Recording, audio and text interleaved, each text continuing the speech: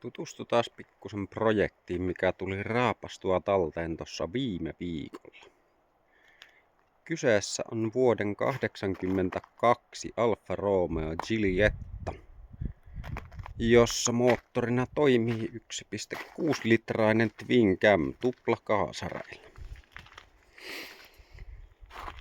Alun perin tallissa näytti kaikki yllättävän hyvältä.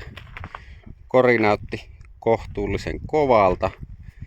Joo, ruostetta on esimerkiksi ovien alalaidoissa, mutta nämä on kovat.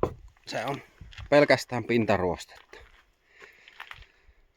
Takakaarissa on pikkusen tekemistä ja ehkä pahimpana tämä tuulilasin ikkunalistan kouru on todennäköisesti kokonaan mädäntynyt tuolta tiivisteen alta. Mutta aika äkkiä se totuus siitä valkeni, kun raapaisin tuossa lattiamaton pois. Ja täältähän sitä herkkua rupeaa löytymään.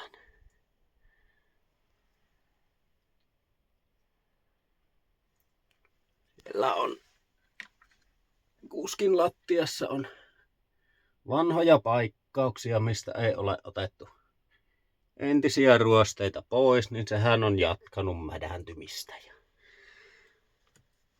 Apparin lattiassa ihan sama homma ja käytännössä joka kohta, missä tehtaalla on laitettu sauman päälle koriliimaa, on hapaantunut pois.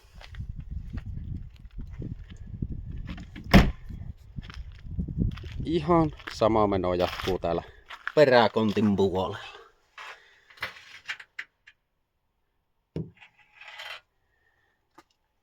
Kyllä sieltä työmaata sitten löytyi.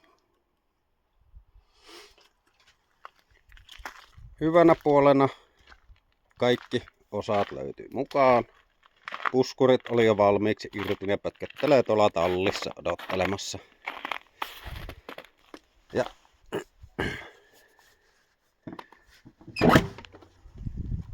pellin alla on alkuperäinen sinne kuuluva 1,6-litrainen 107 hevosvoimainen tuplakaasari.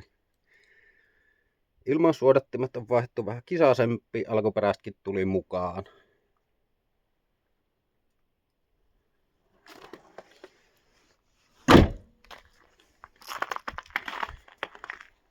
Ja lisäksi todennäköisesti tämä puuratti, mikä tässä on paikallaan, on peräisin Alfetasta.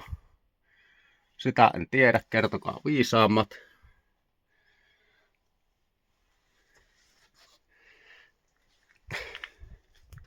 Aloitellaanko tämmönen projekti tänne YouTube-kanavalle?